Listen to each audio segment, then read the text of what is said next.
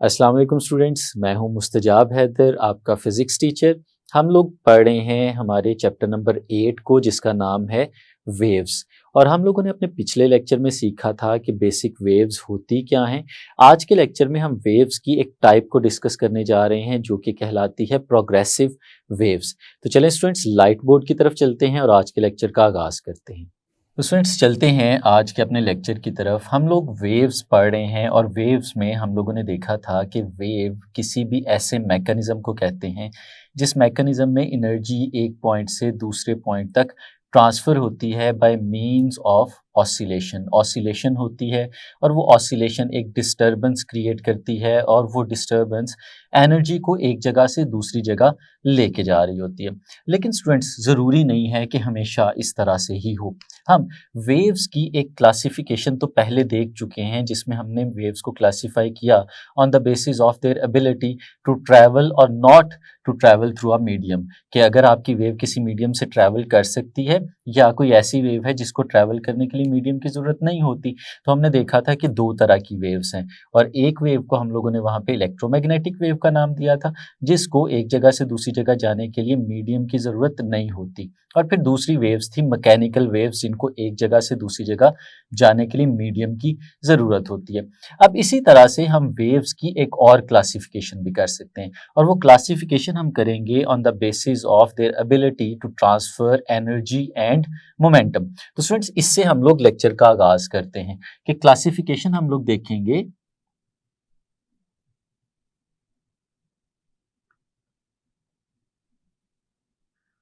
Classification on the basis of energy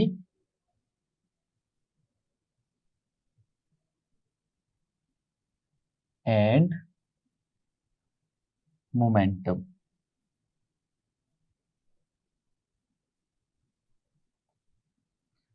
हम लोगों ने ये देखना है कि हमारी वेव्स किस तरह से एनर्जी और मोमेंटम को ट्रांसफ़र करती हैं, उनकी एबिलिटी क्या है, और उस बेस पे हम लोग उन्हें क्लासीफाई करेंगे। तो स्टूडेंट्स, इस बेस पे अगर हम लोग वेव्स को क्लासीफाई करते हैं तो हम मेजरली दो टाइप्स के अंदर क्लासीफाई कर सकते हैं। हम उन्हें देखते हैं। एक जो टाइप है हमारे पास और जो आज हमारा मेजर टॉपिक ऑफ डिस्कशन भी है, वो कहलाता है हमारे पास प्रोग्रेसिव वेव।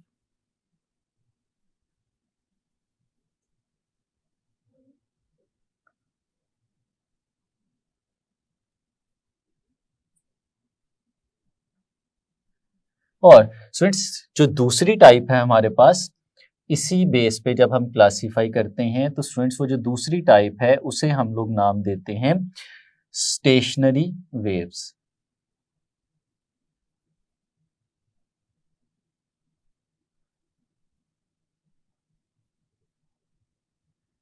अब स्टूडेंट्स, हम इनको थोड़ा सा डिस्कस करते हैं। सबसे पहले हम लोग चलते हैं जो आज का हमारा मेन आर्टिकल है, जिसका नाम है progressive wave.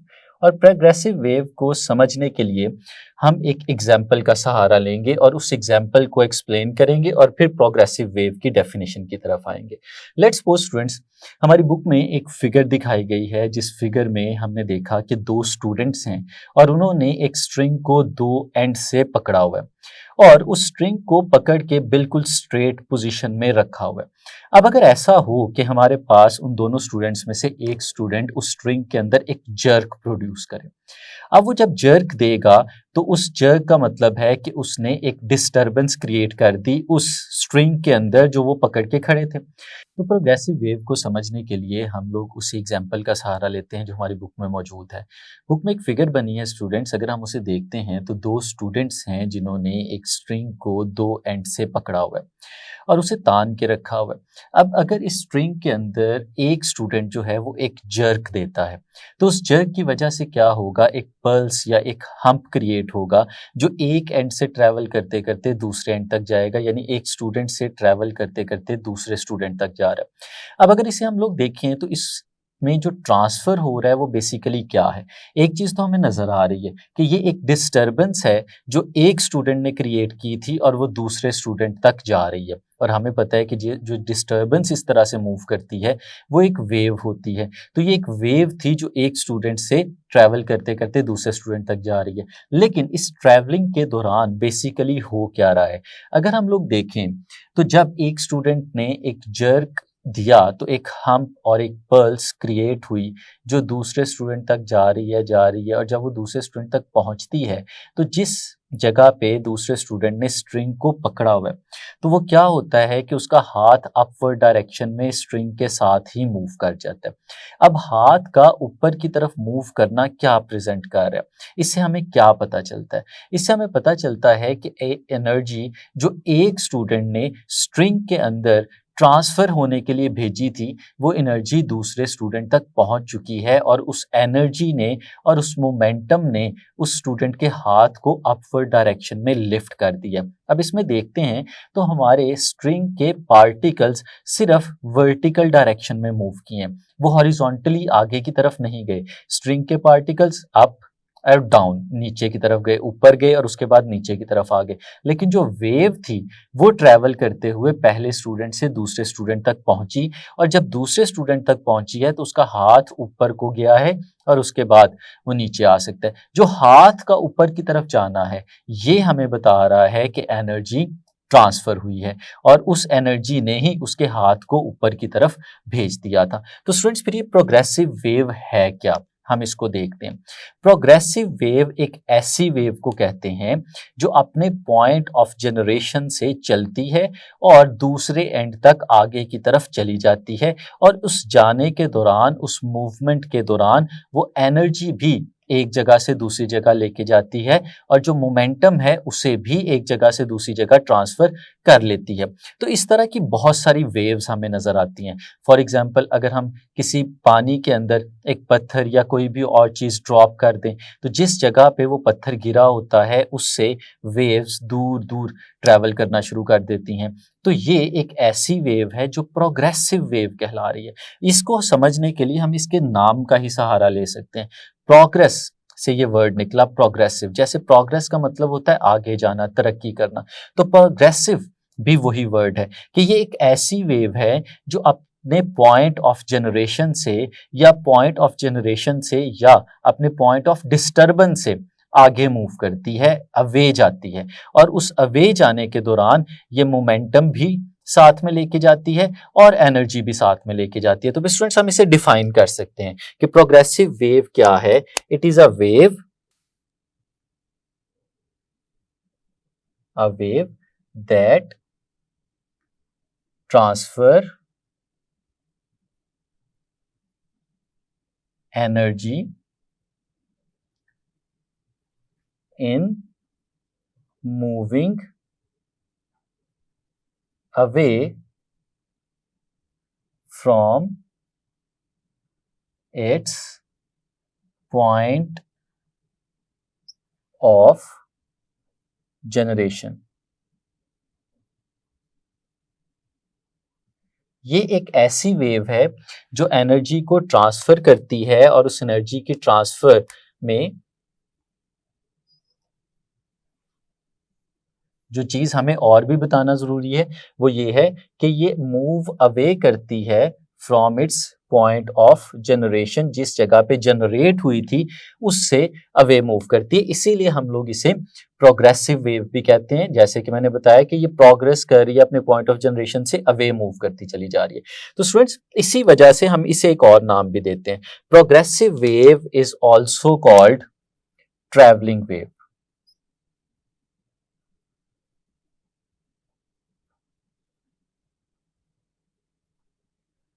Progressive wave is also known as travelling wave. इसका जो दूसरा नाम है वो ट्रैवलिंग वेव कहलाता है। तो स्टूडेंट्स ये तो थी प्रोग्रेसिव वेव। इसके ऑपोजिट बिल्कुल हमारे पास होती है स्टेशनरी वेव्स।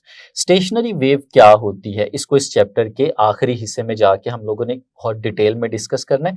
अभी हमें सिर्फ इतना सा पता होना चाहिए कि स्टेशनरी वेव एक ऐसी वेव होती है जिस वेव में कुछ पॉइंट्स ऐसे होते हैं जो ऑसिलेट नहीं करते, वो हमेशा अपनी मीन पोजीशन पे रहते हैं। तो उन पॉइंट्स की वजह से यहाँ पे जो नेट ट्रांसफर ऑफ एनर्जी है वो नहीं होता। तो हम लोग कह सकते हैं, डेफिनेशन हम इस चैप्टर के लेटर हाफ में जाके पढ़ेंगे। अभी हम सिर्फ इतना जान सकते हैं कि such a wave do not transfer any net energy. There is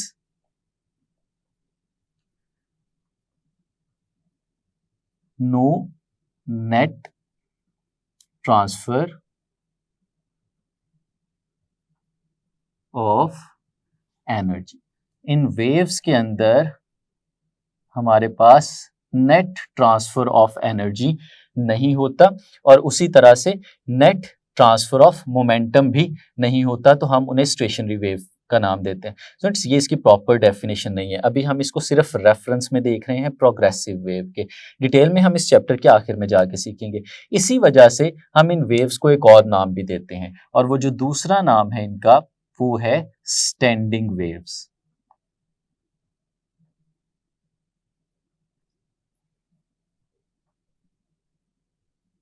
standing wave इसे क्यों कह रहे हैं?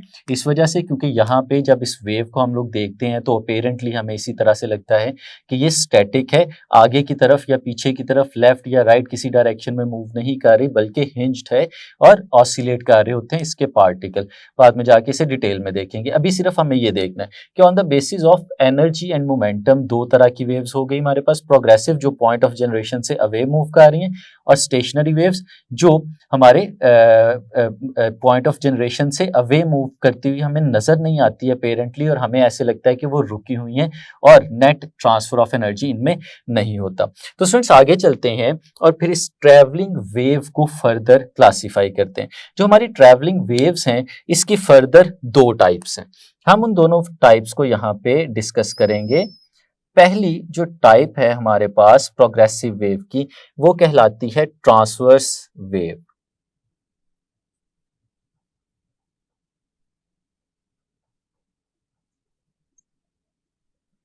और जो दूसरी टाइप है हमारे पास स्टूडेंट्स, वो कहलाती है लॉन्गिट्यूडनल वेव।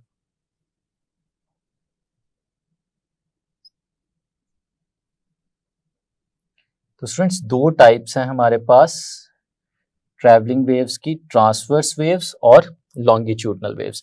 हम इन दोनों टाइप्स को डिस्कस करेंगे और उन्हीं एग्जांपल्स के साथ जो हमारी बुक में बताई गई हैं। स्टूडेंट्स, इमेजिन करें कि हमारे पास एक लॉन्ग स्लिंग की स्प्रिंग मौजूद है। हमें पता है कि एक बल्कि सा स्प्रिंग होगा और इस स्प्रिंग को हम किसी भी डायरेक्शन में आसानी से मूव करवा सकते हैं। अगर इस तरह की स्प्रिंग को हम एक फ्रिक्शनलेस सरफेस के ऊपर प्लेस कर दें, जैसे कि आपको नजर आ रहा है, अब इस फ्रिक्शनलेस सरफेस के ऊपर मौजूद इस स्प्रिंग को अगर हम हॉरिजॉन्टल डायरेक्शन में ऑसिलेट कराना शुरू करते हैं, हम इसको मूव कराते हैं हॉरिजॉन्टल डायरेक्शन में, तो क्या होगा? एक वेव जनरेट होगी और वो वेव आगे की डायरेक्शन में इस स्प्रिंग के अंदर ही ट्रैवल करते हुए आगे की तरफ मूव करना शुरू कर देगी। अब अगर इस वेव की मूवमेंट को देखें और फिर स्प्रिंग के पार्टिकल्स की मूवमेंट को देखें, तो स्प्रिंग के particles to and fro move कर रहे हैं और उनकी जो मूवमेंट है वो स्प्रिंग की जो इनिशियल मेन पोजीशन थी उससे परपेंडिकुलर मूवमेंट हमें नजर आ रही है। और फिर जो वेव की ट्रैवलिंग है या वेव की जो प्रोपोगेशन है, अगर हम उसको देखें तो वो जिस पॉइंट पे हम लोगों ने डिस्टर्बेंस प्रोड्यूस की है उस पॉइंट से दूसरे पॉइंट की तरफ आगे की डायरेक्शन में मूव करती चली जा रही है।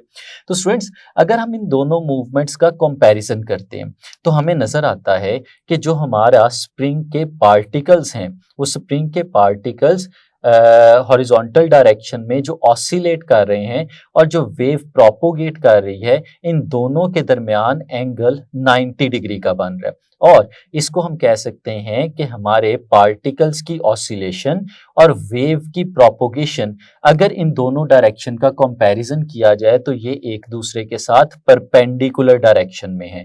तो इस तरह की वेव, जिस वेव के अंदर हमारी ऑसिलेशन और प्रोपोगेशन की डायरेक्शन एक दूसरे के साथ परपेंडिकुलर हो, तो इस तरह की वेव्स को स्टूडेंट्स हम लोग नाम देते हैं ट्रांसवर्स वेव्स का। ये जो हमने अभी थोड़ी देर पहले एक एग्जांपल देखी, ये वहां पे भी हम लोग देख सकते हैं कि जब एक जर्क दिया गया था, जब एक स्टूडेंट ने जर्क दिया, तो उस जर्क को अगर वो कंटिन्यूअसली वेव की फॉर्म में आगे की तरफ भिजवाता चला जाए, तो उसमें हम देखेंगे कि जो स्टूडेंट डिस्टरबेंस प्रोड्यूस करा रहा है वेव के अंदर, वो अप एंड डाउन डायरेक्शन के अंदर है। और अगर ऑसिलेशन की बात करें तो वो भी अप एंड डाउन डायरेक्शन के अंदर होगी। और जो वेव है वो एक स्टूडेंट से दूसरे स्टूडेंट की डायरेक्शन में जा रही है। तो अगर इन दोनों के दरमियान एंगल को हम लोग देखें तो यहाँ पे भी ये परपेंडिकुलर होंगे। तो यहाँ पे भी हम वही चीज अप्लाई कर सकते हैं कि ऑसिलेशन करते हुए पार्टिकल्स की ऑसिलेशन और प्रोपोगेशन ऑफ वेव ये परपेंडिकुलर हैं। तो इस तरह की वेव हमारे पास ट्रांसवर्स वेव कहलाती है। तो ये जो दोनों एग्जांपल्स हम लोगों ने दी, स्लिंकी स्प्रिंग की भी और ये एक स्ट्रेच्ड स्ट्रिंग की भी, ये दोनों एग्जांपल्स हमारे पास हैं ट्रांसवर्स वेव्स की। इसी तरह से इसकी एक और एग्जांपल भी देखी जा सकती है कि अगर हमारे पास वाटर का एक पूल मौजूद हो और उस वाटर के पूल में हम किसी भी चीज को ड्रॉप करें, कोई पत्थर फेंक दें या कोई भी हैवी ऑब्जेक्ट फेंक दें, तो वाटर के अंदर भी वेव्स जो हैं वो जनरेट होती हैं। और वो वेव्स इस तरह से जनरेट होती हैं कि वाटर के particles up and down oscillate करते हैं और वेव एक जगह से दूसरी जगह ट्रैवल करते हुए पहुंच जाती है। और इसको अगर हम फिजिकली देखना चाहें तो हम ऐसे भी देख सकते हैं कि अगर उस वाटर के अंदर एक बॉल जो है वो पड़ा हुआ हो, टेनिस बॉल पड़ा हो, अब टेनिस बॉल वाटर के ऊपर फ्लोट कर रहा होगा। हम अगर पानी के अंदर कोई पत्थर या कोई ऐसी चीज फेंकते हैं जो वेव्स जनरेट करती हैं, तो वेव जनरेट होगी और हमें वेव आगे की तरफ जाती हुई नजर आएगी। और जो पानी के ऊपर फ्लोट करता हुआ बॉल था वो आगे नहीं जाएगा, बल्कि वो up and down he move करता रहेगा। ये इस चीज का प्रूफ है कि हमारे जो वाटर के पार्टिकल्स हैं वो अप एंड डाउन मूव कर रहे हैं और हमारी वेव जो है वो ट्रैवल करते हुए आगे की तरफ जा रही है। तो स्टूडेंट्स, ये भी एक और एग्जांपल है हमारे पास ट्रांसवर्स वेव की। तो फिर हम ट्रांसवर्स वेव्स को डिफाइन किस तरह से कर सकते हैं? इफ इस वेव को हम इस तरह से डिफाइन कर सकते हैं कि ये ऐसी वेव है in which the particles of a medium are displaced perpendicular to the direction of propagation of wave. तो इसे हम लोग यहाँ पे लिख लेते हैं। डेफिनेशन क्या है? It is a type of wave, a wave in which particles of the medium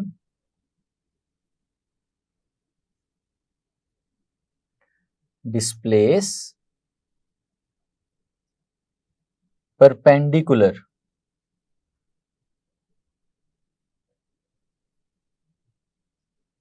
to the propagation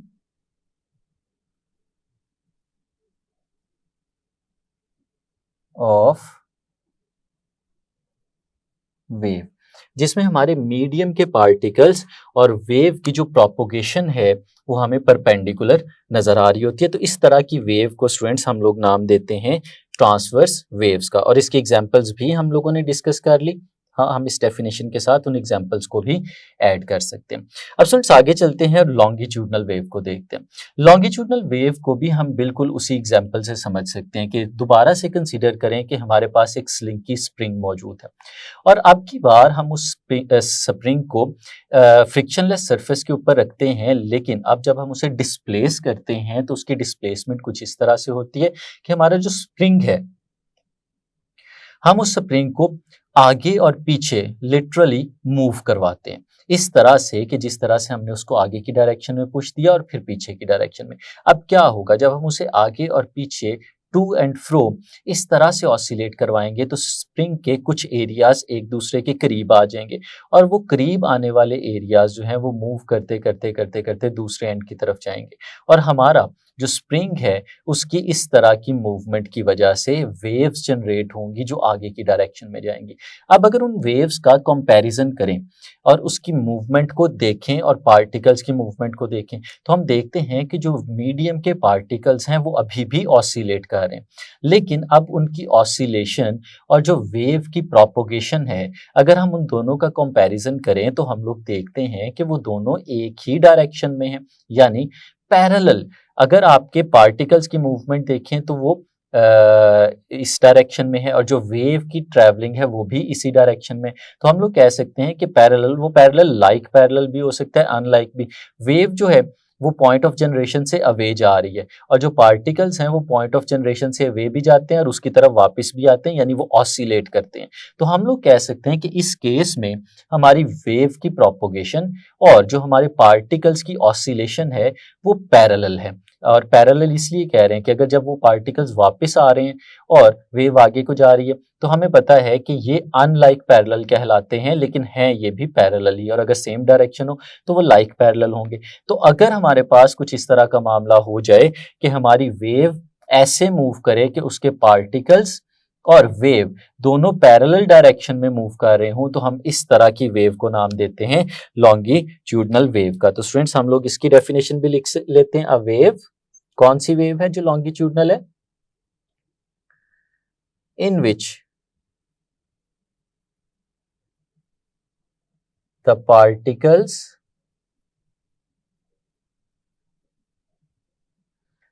of medium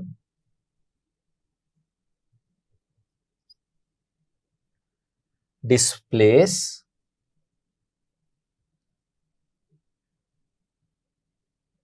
parallel to the propagation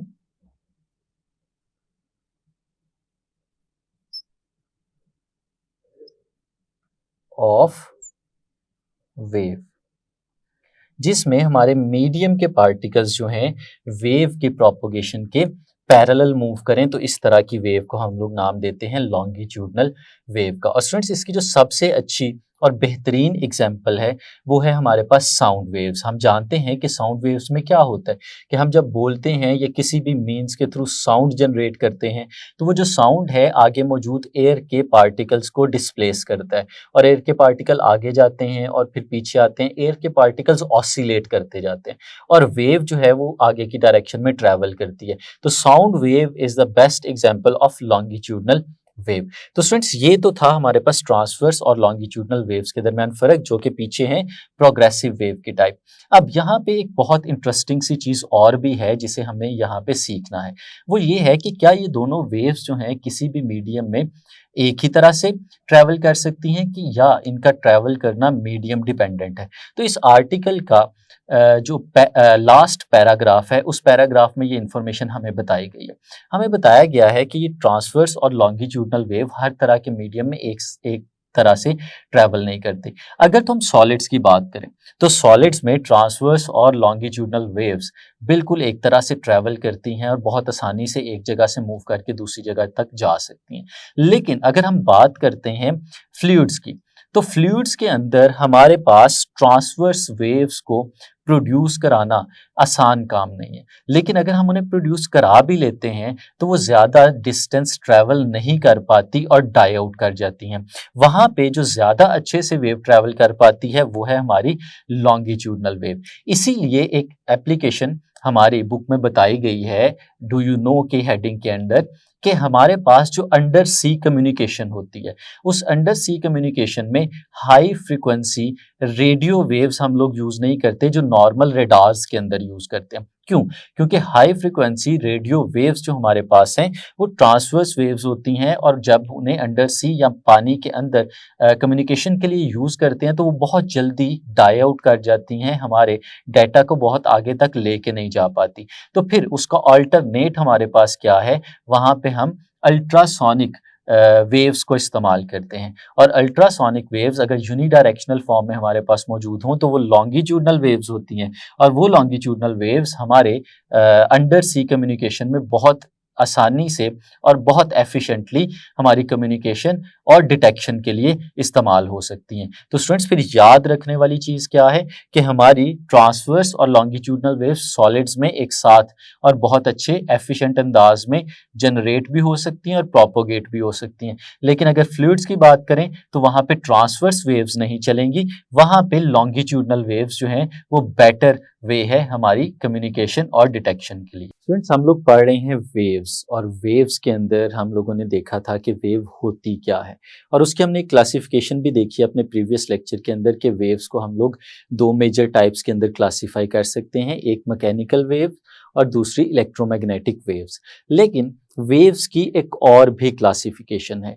हम वेव्स को क्लासीफाई कर सकते हैं on the basis of their ability to transfer energy and momentum. तो classification of waves on the basis of energy and transfer of momentum क्या हो सकती है, हम इसको लेके चलते हैं और अपने नेक्स्ट आर्टिकल तक पहुंचते हैं। वेव्स को बेसिकली दो टाइप्स के अंदर क्लासिफाई किया जा सकता है। एक कहलाती हैं स्टेशनरी और स्टैंडिंग वेव्स, और दूसरी कहलाती हैं ट्रैवलिंग वेव्स या प्रोग्रेसिव वेव्स। तो स्टूडेंट्स, इन दोनों वेव्स को हमने इस चैप्टर के अंदर स्टडी करना है। आज हम लोग पहले हिस्से की तरफ जा रहे हैं जिसमें हम प्रोग्रेसिव या ट्रैवलिंग वेव्स को डिस्कस करेंगे। स्टेशनरी या स्टैंडिंग वेव्स इस चैप्टर के आखिरी हाफ में जाके हम लोगों ने उन्हें बहुत डिटेल में डिस्कस करना है। लेकिन आपको पता होना चाहिए कि ये दो टाइप्स हैं हमारे पास वेव्स की, अगर हम एनर्जी और ट्रांसफर ऑफ मोमेंटम की बेस पे इनको क्लासीफाई करते हैं। तो प्रोग्रेसिव या ट्रैवलिंग वेव्स क्या हैं, हम उसकी तरफ जाते हैं। स्टूडेंट्स, वर्ड है और उस वर्ड से हम इस वेव को समझ सकते हैं। वर्ड है प्रोग्रेस और उसी से निकला प्रोग्रेसिव। प्रोग्रेस का मतलब क्या होता है? आगे जाना, बढ़ना, तरक्की करना। तो प्रोग्रेसिव वेव्स क्या होती हैं? Students, progressive waves are such waves जो अपने पॉइंट ऑफ जनरेशन से या अपने पॉइंट ऑफ डिस्टर्बेंस से, जिस जगह पे वो प्रोड्यूस हुई थी, जिस जगह पे वो जनरेट हुई थी, वहां से ट्रैवल करते करते आगे की तरफ जाती हैं। तो हम लोग कह सकते हैं कि progressive waves are those waves which carry energy in moving away from their point of generation or their point of disturbance। जिस पॉइंट पे ये जनरेट हुई थी या जिस पॉइंट पे ये प्रोड्यूस हुई थी, उस पॉइंट से अवे मूव करती हैं, और अवे मूव करते करते ये एनर्जी को एक जगह से दूसरी जगह ट्रांसफर करती हैं। ना सिर्फ ये एनर्जी को ट्रांसफर करती हैं बल्कि साथ साथ मोमेंटम भी ट्रांसफर करती हैं। तो ये वेव्स कहलाती हैं प्रोग्रेसिव वेव्स या ट्रैवलिंग वेव्स। नाम में ट्रैवलिंग भी इसलिए आया क्योंकि ये ट्रैवल करती हैं away from their point of generation. तो स्टूडेंट्स, एक एग्जाम्पल लेते हैं और उस एग्जाम्पल से हम इनको समझने की कोशिश करते हैं। लेट्स सपोज हमारी बुक में ये एग्जाम्पल एक्सप्लेन की गई है कि दो स्टूडेंट्स हैं और उन दोनों स्टूडेंट्स ने एक स्ट्रिंग को दो एंड से पकड़ा हुआ है और उसको खींच के खड़े हैं और उस स्ट्रिंग को बिल्कुल स्ट्रेट स्ट्रेच्ड फॉर्म में रखा हुआ है। और फिर क्या करते हैं, इन स्टूडेंट्स में से एक स्टूडेंट एक जर्क देता है स्ट्रिंग को, और उस जर्क की वजह से एक पल्स या एक हम्प क्रिएट होता है जो उस स्टूडेंट की तरफ से, जिसने इसे जनरेट किया था, ट्रैवल करते हुए जाता है दूसरे स्टूडेंट की तरफ जो उस रस्सी को पकड़ के दूसरे एंड से खड़ा था। अब स्टूडेंट्स देखिएगा होता क्या है कि जब उसने एक जर्क दिया तो जर्क देने का मतलब ये था कि उसने रस्सी के अंदर एक डिस्टर्बेंस क्रिएट की। अब वो जो डिस्टर्बेंस है वो डिस्टर्बेंस एक हम्प की फॉर्म में आगे की तरफ ट्रैवल करना शुरू कर देती है। अब जहन में रखिएगा कि हम लोग कह रहे हैं कि एक ऐसी वेव है जो एनर्जी भी ट्रांसफर करती है और मोमेंटम भी ट्रांसफर करती है। तो स्टूडेंट्स, जब वो वेव एक एंड से दूसरे एंड पे जा रही है तो हम्प है जो हमें नजर आ रहा है, एक हम्प, एक पल्स जो ट्रैवल करते करते दूसरे एंड पे जा रही है। जब वो दूसरे एंड पे खड़े मौजूद स्टूडेंट तक पहुंचती है तो उस स्टूडेंट का हाथ जहां पे वो वेव को पकड़ के खड़ा है वो ऊपर की डायरेक्शन में उठ जाता है। अब इस ऊपर की डायरेक्शन में हाथ के उठने की वजह क्या है? वो दोनों चीजें जो पहले वाले स्टूडेंट्स ने इस वेव को प्रोवाइड की थी। क्या? पहली चीज एनर्जी। जब उसने एक जर्क दिया तो उसने एनर्जी इस रस्सी के मीडियम को प्रोवाइड कर दी और वो एनर्जी ट्रैवल करते करते दूसरे एंड पे गई और दूसरे स्टूडेंट के हाथ को अपवर्ड डायरेक्शन में पुल कर लिया, और ये without the energy transfer possible ही नहीं है। और हाथ का ऊपर की तरफ जाना ये भी बता रहा है कि जो मोमेंटम एक एंड पे जनरेट हुआ था वो मोमेंटम भी दूसरे एंड तक पहुंच चुका है। लेकिन स्टूडेंट्स, इसमें एक बड़ी इंटरेस्टिंग चीज है जो हमने अपने प्रीवियस लेक्चर में सीखी थी, वो यहाँ पे नजर आ रही है कि हमारा जो मीडियम है उसके पार्टिकल्स सिर्फ ऑसिलेट किए हैं, उन्होंने सिर्फ अपनी पोजीशन को छोड़ा है, वो आगे नहीं गए, यानी वो पार्टिकल्स अपनी जगह पे मौजूद रहे, सिर्फ उनकी वर्टिकल डिस्प्लेसमेंट हुई, उनकी हॉरिजॉन्टल डिस्प्लेसमेंट नहीं हुई। हॉरिजॉन्टली जो चीज ट्रैवल करते करते आगे की तरफ गई वो सिर्फ एनर्जी थी और उसके साथ साथ मोमेंटम था। पार्टिकल्स की मूवमेंट जो थी वो वर्टिकल मूवमेंट थी। तो स्टूडेंट्स ये है हमारे पास एक वेव जो हमने जनरेट कराई और इस वेव को हम लोग नाम देते हैं प्रोग्रेसिव वेव या ट्रैवलिंग वेव का। अब स्टूडेंट्स अगर हम इसको देखें और इस प्रोग्रेसिव या ट्रैवलिंग वेव की क्लासिफिकेशन करें तो there are two types of progressive wave. एक टाइप कहलाती है हमारे पास ट्रांसवर्स वेव्स और दूसरी टाइप हमारे पास कहलाती है लॉन्गिट्यूडनल वेव्स। तो हम लोगों ने अब इन दोनों टाइप्स के दरमियान डिफरेंस भी देखना है और ये किस तरह से एक जगह से दूसरी जगह जाती हैं हमने ये भी देखना है। तो इन दोनों को स्टडी करने के लिए हमारे पास जो मैकेनिज्म है जो हमारी बुक में डिस्कस किया गया है वो है एक स्लिंकी स्प्रिंग। हम लोग जानते हैं छोटी क्लासेस से पढ़ते आ रहे हैं कि हमारे पास स्लिंकी स्प्रिंग एक इस तरह का स्प्रिंग होता है जिसको आप किसी भी डायरेक्शन में मूव करा सकते हैं, बल्कि फॉर्म में होता है। तो लेट्स सपोज स्टूडेंट्स हमने एक फ्रिक्शनलेस सरफेस के ऊपर एक स्लिंकी स्प्रिंग जो है वो प्लेस किया हुआ है और उसको हम पकड़ते हैं अपने हाथ के साथ और उसको हॉरिजॉन्टल एक्सिस में ऑसिलेट करवाने की कोशिश करते हैं। तो स्टूडेंट्स हम लोग देख रहे हैं कि जब हम उसे ऑसिलेट करवाते हैं तो उस स्लिंकी स्प्रिंग के अंदर एक वेव जनरेट होती है जो आगे की डायरेक्शन में मूव करना शुरू कर देती है। हम स्लिंकी को ऑसिलेट करा रहे हैं और वेव आगे की डायरेक्शन में ट्रैवल करती चली जा रही है। अगर हम इन मूवमेंट्स को देखें तो दो तरह की मूवमेंट्स है, एक वेव की प्रोग्रेशन है और एक जिस मीडियम में से वो वेव ट्रैवल करते हुए आगे की तरफ जा रही है उस मीडियम के पार्टिकल्स की मूवमेंट है। तो हम देखते हैं कि हमने उसे हॉरिजॉन्टल डायरेक्शन में मूव करवाया था। तो अगर आप मीडियम के पार्टिकल्स की मूवमेंट को देखते हैं तो वो हॉरिजॉन्टल डायरेक्शन में ऑसिलेट कर रहे हैं, लेकिन अगर आप वेव की प्रोपोगेशन देखते हैं तो वेव आगे की डायरेक्शन में प्रोपोगेट कर रही है। तो अगर आप इन दोनों को एक दूसरे के साथ रिलेट करके देखें तो हम लोग देखते हैं कि जो वेव की प्रोपोगेशन की डायरेक्शन है और जो पार्टिकल्स की ऑसिलेशन की डायरेक्शन है वो परपेंडिकुलर है। किसी भी पॉइंट पे अगर हम देखें तो वेव ट्रैवल करते हुए फॉरवर्ड डायरेक्शन में जा रही है और जो पार्टिकल्स हैं उसकी डायरेक्शन के एग्जैक्टली परपेंडिकुलर ऑसिलेट कर रहे हैं। अब पार्टिकल्स दोनों डायरेक्शन में जा रहे हैं, यानी वेव की मेन पोजीशन से आगे भी जा रहे हैं और पीछे भी जा रहे हैं और वेव सिर्फ आगे की डायरेक्शन में ट्रैवल करती जा रही है। तो अगर स्टूडेंट्स हमारे पास इस तरह का एक केस आ जाए जहां पे मीडियम के पार्टिकल्स और वेव की प्रोपोगेशन ये दोनों परपेंडिकुलर हो जाएं तो हम इस तरह की वेव को नाम देते हैं ट्रांसवर्स वेव का। तो स्टूडेंट्स ये जो वेव अभी हम लोगों ने क्रिएट की ये प्रोग्रेसिव वेव की वो टाइप है जिसे हम लोग ट्रांसवर्स वेव का नाम देते हैं।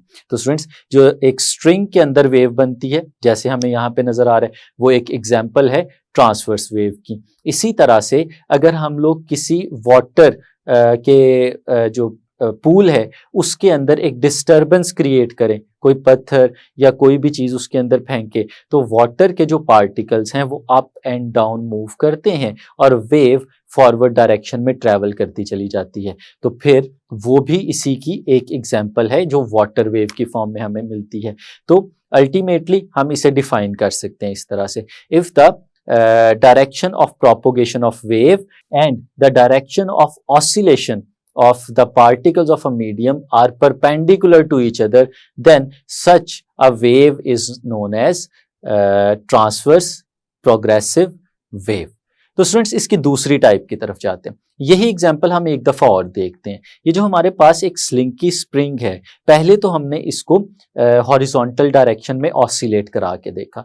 अगर हम इसे हॉरिजॉन्टल डायरेक्शन में ऑसिलेट ना कराएं बल्कि क्या करें कि इसे टू एंड फ्रो मूव करवाना शुरू कर दें तो हम लोग ऑब्जर्व करेंगे कि जैसे ही हम इसको फॉरवर्ड डायरेक्शन में पुश करते हैं और पीछे की तरफ लेके आते हैं तो स्प्रिंग के जो पार्टिकल्स हैं वो हमें एक दूसरे के करीब आते हुए नजर आते हैं और जब वो करीब आते हैं तो उसी के साथ वो मूव करते करते करते करते आगे की तरफ ट्रैवल करते चले जाते हैं। तो उन पार्टिकल्स का डिस्टेंस कम होता है और वो कम डिस्टेंस वाले पार्टिकल्स हमें ऐसे फील होता है कि वो आगे आगे आगे मूव करते चले जाते हैं। और अगर कंटिन्यूअसली हम इस तरह से मूव करवाते चले जाएं तो हम देखेंगे कि वो पार्टिकल्स के दरमियान जो कम फासले वाला पार्ट है वो मूव करते हुए आगे की तरफ चलता चला जाएगा। अब इस वेव को भी हम उसी अंदाज में अगर देखें तो हम देखते हैं कि इसमें जो मीडियम के पार्टिकल्स हैं उनकी मूवमेंट किस तरह से।